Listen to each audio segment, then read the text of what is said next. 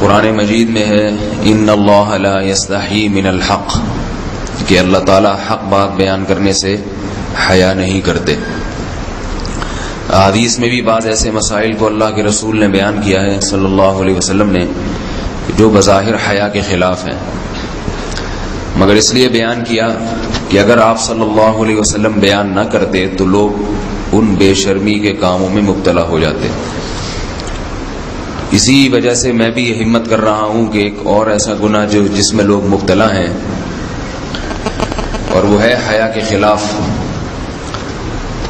مگر ہے بہرحال شریعت کا مسئلہ اور لوگ اس میں گناہ میں مبتلا بھی ہیں، اس لیے بتانا ضروری ہے۔ وہ یہ ہے کہ لوگ شادی کے بعد بھی، آج کی نوجوان نسل زوجہ سے، بیوی سے غیر فطری طریقے سے ہم بستری کرتے ہیں۔ انٹرنیٹ پہ بیہودہ فلمیں دیکھتے ہیں، تو جو چیز انگریزوں کی دیکھ رہے ہیں کہ ان کے کلچر آہستہ آہستہ میڈیا کے ذریعے ہمارے معاشرے میں بھی آ رہا ہے۔ اللہ کے رسول صلی اللہ علیہ وسلم نے لعنت فرمائی ہے، ایک روایت میں ہے کہ اللہ اس کی طرف دیکھے گا نہیں کہ جو اپنی زوجہ سے پچھلے راستے سے ہم بستری کرے گا۔ یہ بیماری بھی، یہ گندگی بھی لوگوں میں پھیلتی جا رہی ہے، خاص طور پہ جن کو لڑکوں سے بدفعلی کی عادت پڑ جائے تو وہ زوجہ سے فطری راستے سے ہم بستری نہیں کرتے۔ اللہ نے فرمایا کہ نساؤکم حرث لکم، یہ تمہاری زوجات ہیں، بیویاں ہیں، یہ نسل بڑھانے کے لیے ہیں۔ تو اسی راستے میں انسان اپنی خواہش کو پوری کر سکتا ہے جس راستے سے نسل بڑھتی ہے، اس کے علاوہ کسی اور راستے سے اپنی خواہش کو پورا کرنا یہ حرام ہے، گناہ کبیرہ ہے، گندگی ہے۔ ہمارے پاس کیسز آتے ہیں، ایک پاک دامن لڑکی کی شادی ہوتی ہے، لڑکا بھی بظاہر بڑا نیک، لیکن کیا ہے، لڑکا چونکہ ٹھرکی ہوتا ہے، شہوت کا درندہ ہوتا ہے، تو وہ یہ نہیں دیکھتا کہ میں اپنی بری خواہش مٹانے کے لیے میں اپنی زوجہ کو غیر فطری طریقے پر مجبور کیسے کر سکتا ہوں، تو مجبور کرتا ہے پھر اپنی بیوی کو۔ اس میں جو عورتیں زیادہ پاک دامن نہیں ہوں، نیک نہ ہوں، یا ان کو یہ ڈر ہو کہ طلاق ہو گئی تو ہم کہاں جائیں گے، وہ پھر اپنے شوہر کے ساتھ اسی غیر فطری طریقے پر آمادہ ہو جاتی ہیں، اور اس کا عذاب اور اس کا وبال یہ ہوتا ہے کہ کچھ دنوں میں ان کو بھی اسی کی لت پڑ جاتی ہے۔ انسان جب بھی کوئی غیر فطری راستہ اختیار کرتا ہے، آخرت کا عذاب تو بعد میں، دنیا کا عذاب یہ آتا ہے کہ پھر اس کو لذت فطرت میں آتی نہیں ہے، پھر جو راستہ اللہ نے رکھا اس میں اس کو لذت نہیں آئے گی، پھر وہ گندگی میں ہی گھسنے کی کوشش کرے گا، اس کی بھی فطرت خراب ہو جاتی ہے، اور جس کے ساتھ یہ بدفعلی کی جائے اس کی بھی فطرت خراب ہو جاتی ہے، وہ بھی پھر کسی کے قابل نہیں رہتے۔ تو اپنے جان پر رحم کرنا چاہیے۔ ہم انسان ہیں، ہم درندے نہیں ہیں، ہم گھوڑے نہیں ہیں، ہم گدھے نہیں ہیں، ہم جانور نہیں ہیں، ہم انگریز نہیں ہیں۔ انگریز نے تو حیا اور شرم کی تمام حدود کو توڑ دیا ہے، وہ تو درندے بن چکے ہیں۔ ہم تو درندے نہیں ہیں، ہم تو حلال کھاتے ہیں، پاک صاف رہنے کی کوشش کرتے ہیں، تو ہم ان کی جو کلچر دیکھ دیکھ کے ہم ویسے درندے بننے کی کوشش کیوں کریں؟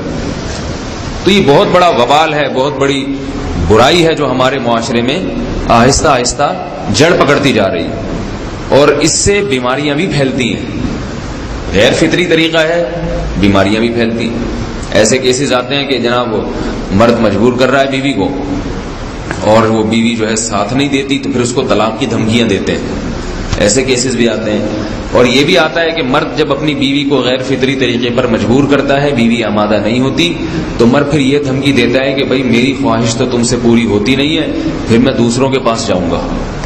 تو یاد رکھیں، جس عورت کا شوہر یہ دھمکی دے اس کو کہ میں زنا کروں گا اگر تم نے میری خواہش پوری نہیں کی غیر فطری طریقے سے، تو عورت اپنے شوہر سے کہہ دے کہ جاؤ تم کہیں اور جا کے منہ کالا کرو، تمہاری فطرت میں گندگی ہے تو یہ مجھے گندا بنانے کی کوشش نہ کرو، اس کو زنا کرنے دیں، وہ اللہ آخرت میں اس سے بھگتے گا۔ ہر بیماری کا اللہ نے علاج رکھا ہے۔ اللہ کے رسول صلی اللہ علیہ وسلم نے فرمایا، صحیح بخاری کی حدیث، ما انزل اللہ من داء الا انزل له دواء، کوئی بیماری ایسی نہیں ہے جو اللہ نے نازل کی ہو اور اس کے لیے دوا نہ رکھی ہو دنیا میں۔ تو اگر کسی کو ایسی لت پڑ گئی ہے غیر فطری کام کی، تو اس کو چاہیے کہ وہ اپنا علاج کرائے، ڈاکٹر سے بھی رابطہ کرے. اور سب سے بڑا علاج یہ ہے کہ کچھ وقت صبر کرے گا, چھوڑ دے گا کچھ عرصے کے لیے, تو خود بخود آہستہ آہستہ صحیح ہو جائے گا. ایک آدمی شراب کا عادی ہے, ایک علاج تو یہ کہ ڈاکٹروں سے رابطہ کرے, اور بہترین علاج کے چھوڑ دے. کتنے دن تڑپے گا؟ 1 دن 2 دن 3 دن 4 دن 1 ہفتہ 2 ہفتہ, بہت زیادہ سال ہو جائے گا نا, اس کے بعد خود بہت ٹھیک ہو جائے گا. سگریٹ کا عادی ہے, چھوڑ دے گا تو کتنے لوگ ہم نے دیکھے ہیں دن میں 20 سگریٹ پیتے تھے, چھوڑنے پر آئے تو بالکل ایک دم چھوڑ دی انہوں نے, آہستہ آہستہ کر کے چھوڑ دی, لیکن تکلیف ہوئی مگر عادی ہو گئے.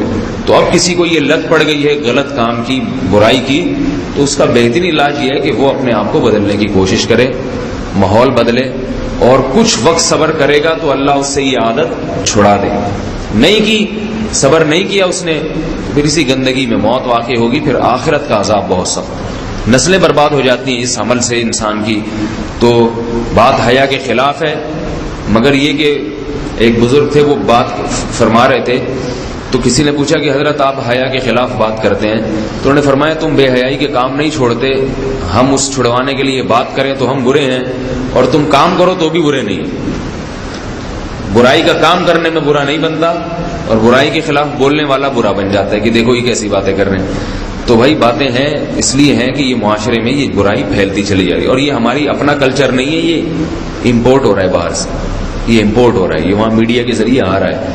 تو وہ چیزیں دیکھا نہ کریں اور ان لوگوں سے دور رہا کریں. ہمیں تو دین کا داعی ہو کے ان کو ہدایت پر لانا تھا, بجائے ہم ہدایت پہ چل کے دوسروں کو چلانے والے بن کے ان کے راستے پہ ہم نے چلنا شروع کر دیا.